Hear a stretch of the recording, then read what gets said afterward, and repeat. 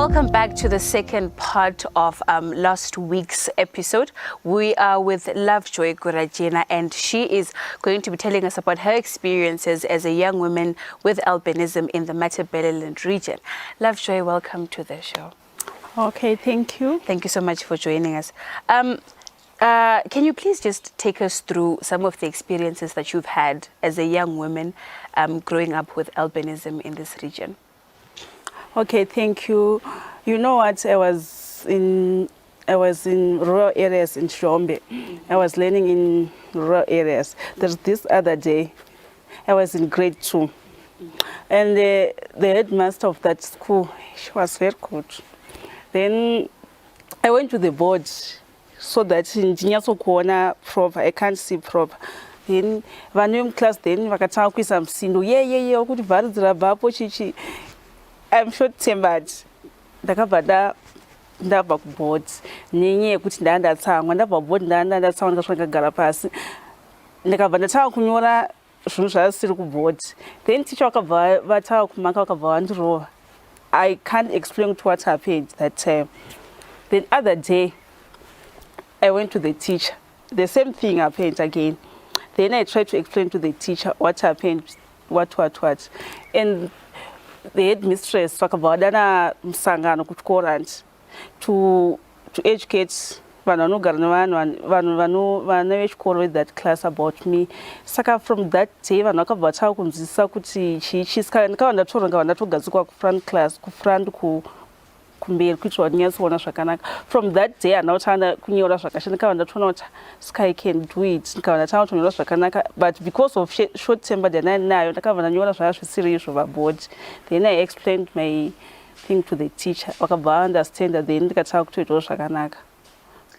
And then at home, how was the family? Did you have enough support? Yeah, at home, at my side, yes, it was fine, but there's this other year, it was 2012, I think. I visit here in Blawa. Ndasiwana vamwe vana so ska mother wacho akabvaenda kuSouth Africa kandanzi you need to take care of the kids. Saka it was just for a holiday. Penny, the other big brother, he was 13 years. Ndabika anga asingadyi achingwisa chikafu mufiriji, even sipo yandaishandisa anga asingadyi. Saka ndakazonzwa nevane next door kuti the reason why ari kuzviitira because inyaya yeskin yako. So ndakabva ndarwadziwa ndakashema because ndakada kumurova that time. Ndada kumurova but ndakabva ndazvidzora because ndakabva ndati I did not ask God kuva zvandira. So zvakabva zvandirwadza zvikabva zvandibata. After that wamutora kana usingadi kudya chikafu chandobika ngaachibika ari inini I can't cook because haasi kudya. Akatraya kuda kukumbira regero ndikazvinzwisa, but it was very hard for me because yanga iri first time yange kusangana nazvo, of which kumba kwedu ndasana ndambosangana zvinhu zvakadaro ndaitongonzwa vamwe vachizvitaura, but that time pandakasangana nazvo it was very hard. For me, even sipo akabva ati handishandisi sipo because tikashandisa sipo imwe chete skin yangu inogona kuita kuva nealbinism. Ndakabva ndarwadziwa ndakazomuregera hangu, but it was hard for me. And like, how did that make you feel, and how did it knock on your self-confidence?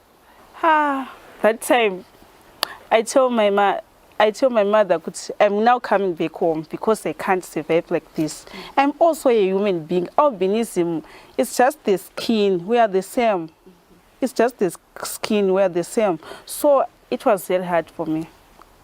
Even now, I can think about it some of the other days, but it was my first time. And then after that, how did you get over it and having confidence in just being yourself? Lucky enough, akabva wana vanhu vanotaura naye akabva vatanga kumutaura about vanhu vane albinism. So he started kuuya kwandiri achida kutraya kuda kuva friendly neni. So I tried kubva ndamuregererawo, saka zvakabva zvaita easy for me. because the way nguva yakadzidziswa about people with albinism anti akabva ateerera kuti no vangorowo vanhu vakaita sesu ingori skin chete saka akabva ateerera. Ndakatombozofunga kuti maybe yange isiri problem yake because kuchikoro vanhu vanotaura zvavanoda, even mumacommunity vanotaura zvavanoda, vanhu vane albinism yeye ukamubata skin unogona kuita seizvozvo, akanwa mvura nekapu yako, kana if you are pregnant unogona kutozozvarawo mwana akaita seyeye. Like kuchikoro vanhu vachingodzidzisana zvakangowanda nevanhu vane albinism, saka unogona kusatonzwisisawo iwewo kana ukashaya nokudzidzisa kuti munhu ane albinism munhu akaita sei. Saka iwo munhu une albinism ukasvoda kana kuti ukasafila comfortable nevamwe kauti ngoda sekuti vanhu havandidi because nokuda kweskin yangu ndo pamunoona vamwe vanogona kuzoita mastress akaona because anenge akufungisa nezvaanosangana nazvo ari mufamily kana kuti ari mucommunity, but haakwanisi kuudza vanhu kuti ndinosangana nezvakati nezvakati because haana munhu wokuudza, because anenge achitongofunga kuti vanhu havatondidi nekuda kweskin yangu. So we need to share our problems with others. And then how is it like when you're accessing like general service, like going to the banks or going to the clinics? Do you feel as if you are treated just like everyone else, or there's a certain treatment that they give you that is not like everyone else? Inye kuti vanhu vanofanira kupiwa ma-awareness campaign. They won't understand kuti skin yedu ikaenda pazuva and for a long time. Zvakafanana newe ukaenda pazuva, so nothing will happen to you. But as for me, if ndikaenda pazuva, skin yangu inotoita cancer, ndotava kuita red. Saka kana uri kuclinic, waenda kuclinic wanenge kune queue yakasvika umwe, amwe havatozvinzwisisi kuti une albinism. Vanototi inda muqueue. The other day ndaitoperekedza munhu anga ari blind, my friend. Saka kwatova kuma 1 o'clock. Kuri kuma 1 ndakabva ndasvika security sekuti munhu ane blind apinde pai muqueue, akabva angosvika achipinda pai mubank. You know what, vanhu vakapopota vanga vari paline kwa hey, this lady she's in relationship with the security guard. Why angosvika kubva kumba, isusu tamuka pano kubva makuseni takamirira queue, angosvika kumba akabva asvika achingopinda. Saka pakaita munhu akavatsana akabva ati aiwa, you know what, maybe munhu anga anaende asingaoni, akabva ati aiwa but nenyaya yeskin yake vakabva vachisana naro vanhu vaiva vari panze, of which ndava mukati, of which vanofanira kunzwisisa kuti isusu hatingafanira kumira muqueue for a long time kune zuva. Dei uchi muri mushade it was better, we can, but kana muri muzuva we can't because of our skin.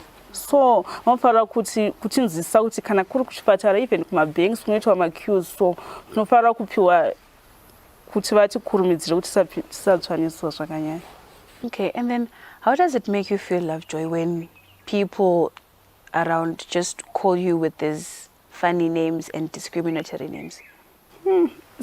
Me, the other day, mwakanditi hanzi murungu dunu kwa vanhu vasina mabvi. I think murungu dunu, what does that mean? Murungu dunu. Ndaitora namai vangu ndichifamba. Mama vangu wakabva, ndakatry kuda kumurova munhu yawe.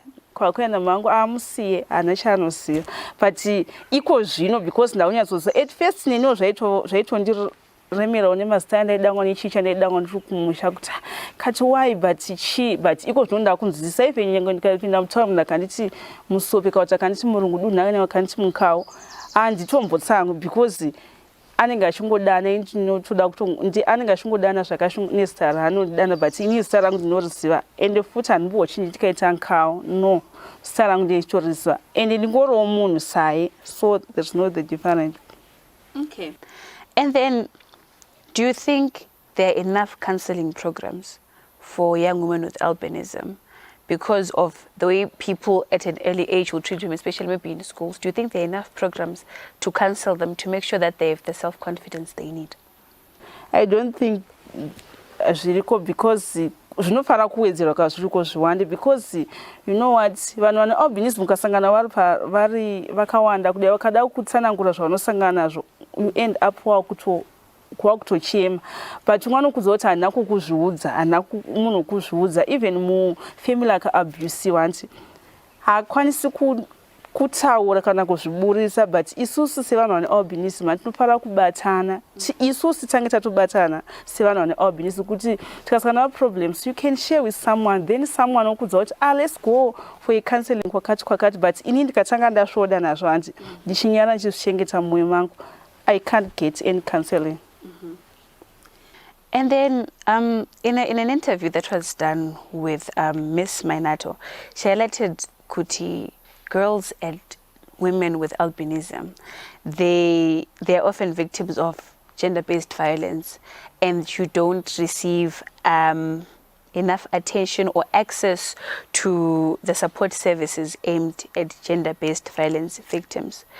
How do you think this can be improved? Kuti everyone gets support when it comes to gender-based violence cases? Like tinofanira kuva like tikaita ma-awareness campaigns sevanhu vane albinism handi tichidzidzisa vanhu about isusu zvinokwanisa kuti rerukira seso, so that vanhu vakwanisa kutinzwisisawo. And then let's take it a bit back to your personal life. How was it like for you making friendships with other people, especially in school environments, between your primary and your high school? Primary so it was very difficult because ndakatozocomplaina kumaparents angu kuti vandibvise that rural school kwandaiva ndikabva ndatozoenda kuboarding kumasvingo, because it was very hard. You know what, vanhu kumusha I don't know unhu hwavanahwo, so like kuchikoro umanya kutorera okudhonzera heti apa kweo kuchipisa obva amai naye osvika naye kuro kuyo kuti uimanya uitero unenge wakabata kumeso because unenge usingachaoni kuda kuti watorerwa heti, unosvika kudhonzera sechewa vachingotamba newachingokona sekuti hausi munhu. Saka I was not comfortable, but pandakaenda kuhigh school I was comfortable because ndanda kunzisawo chishino albinism niniwo kuti sei ndakadai so, but at first ndiri kuprimary it was very difficult for me. So in high school it got better and you were able to integrate with other people? Yes, in high school, yes. Okay. And then growing up in the community, you're saying it was a rural community. Like, your family was supportive?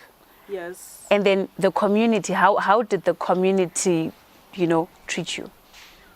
The community, even like now, so kumushanti, what kune madonors anenge achiuya vanototi ava vakuya nekupinda mumadonors because vanodzidzisa vana kumaboarding, saka vane mari. Even vakaita dona anenge ari based nevanhu vane albinism handi havatinyori because they think kuti vabereki vangu vane mari yakawandisa handi, so havatombowani chavanowana nekuda kwevanhu vemucommunity, of which mabeliefs evanhu vemucommunity like kwatinogara kune makorokoza akawandisa. Kutori nemwe murume akati nhasi da kutoenda kukorokoza da kubva ndine mari yakawandisa, asi ndikanorara nemwana wakwamai Gurajena nemusope uya ndosvika ndikadobata mari. Saka akabva ataura ane vamwe vari mugomba ndo vanenge vari mumakomba, akabva auya sezvinei, akabva anyenga my young sister handisi kuti chii chakaita, akabva atotendawo akati autozvitinda kutoita mari because ndauda nemunhu ane albinism chii, saka everything zvinhu zvangu zvakutofamba ndaane lucky. Okay, and how does that make you feel? Could people think that because if they sleep with you that they can have luck? Zvinorwadza because as for me dei ndanga ndichiitisa vanhu luck handingadei nditorewo nemari, ndingadei ndichitofamba nezimota rangu rakanaka, so because nditori neluck pandiri handi how can ndinoitisa somebody luck inini pandiri ndisitori neushandinacho. Zvinofanira kutooneka pandiri kuti zvinhu zvake is fine, everything is fine, ane mari dzakawanda, so that anoitisa munhu luck, but ini kanditoripo ndisitori newo luck. Angori mabeliefs evanhu zviya zvongoti vanhu vanenge vachingofunga kuti ukavarana nemunhu ane albinism unoita luck unoita chii, but it's not true. Because isusu vanhu vasvika titori newo mari dzakatowanda dzinoratidza kuti. All right. And then now, how is it for you when you're maybe looking for employment, applying for jobs as now like an adult? It's hard because kumakambani anenge vachiti like ukaenda kuchicken in vanobva vafunga kuti kaona achibikirwa nemunhu ane albinism vanhu vanoti kudii because of site yakanocheka sema oil, but tinenge takatoitawo macourses anotoita zvose zvokuti we can do it, but vanhu vanofunga kuti we can't do it because tine albinism ingori skin handi but zvinotoitwa nevanhu vasina albinism nesu tinotozviitawo even mabasa anotoitawo tinotomaitawo there's no the different tinofanira kutongoita zvavanotongoita izvozvo chete the different ndeyekuti hatingohodi zuva chete but zvimwe zvose takafanana. Okay, and then the availability of my sunscreen. How do you think, maybe, because we know what you have donors and other organizations that work towards giving people living with albinism my creams, my sunscreens and stuff like that. How do you think it can be available to everyone? Because we know there are other people who are there in the rural areas and it's difficult for them to afford these things. I think like vanhu vane albinism vari munomu like mumatown hanzi tinofanira kutomboita chitombonoshanda kuma-rural areas so that tichiita macampaigns hanzi then chidzidzisa vanhu vari koko chisiya tapa vanhu masunscreen kuitira kuti vabatsirike because it's hard kuti munhu ari kumusha chikafu chokuti adye anotochishayawo because nekuda kwokushaya mari. What about sunscreen inodhura? Akwanisi kutombowana sunscreen so anofanira kutoti atobetsererwawo nevamwe vanenge vanokwanisa kuiwana kuitira kuti iyawanewo rubetsero rwesunscreen kuitira kuti skin isabatwa necancer. Okay, and then just before we close off, Auntie, we are in the 16 days of activism against gender-based violence. How do you think the law can make sure that it stiffens when it comes to people who practice certain things because of what they have, the misconceptions they have about people with albinism? How do you think the law can be stiffened such that people don't do stuff like that?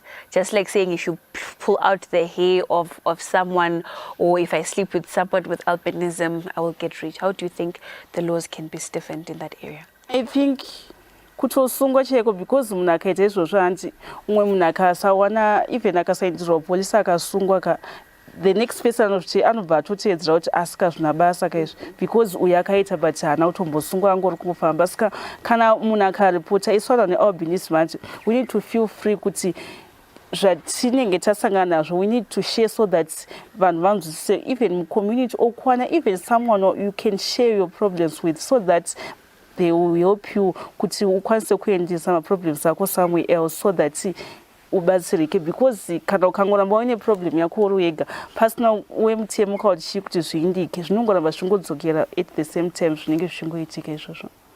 Okay, thank you so much, Lovejoy, for coming on to the show and sharing us your experiences. Okay, you're welcome. That was Lovejoy, and she was telling us about some of her experiences as a young woman with albinism in the Matabeleland region. We're hoping that you learned a lot from this two-part episode on albinism and awareness on it. You can continue the conversation on social media, on Instagram, on Twitter, as well as on Facebook. Don't forget to follow us on those platforms. Until next week, from me and Lovejoy and Marvelous and the crew behind the scenes, thank you for joining us so much today, and we will see you next week.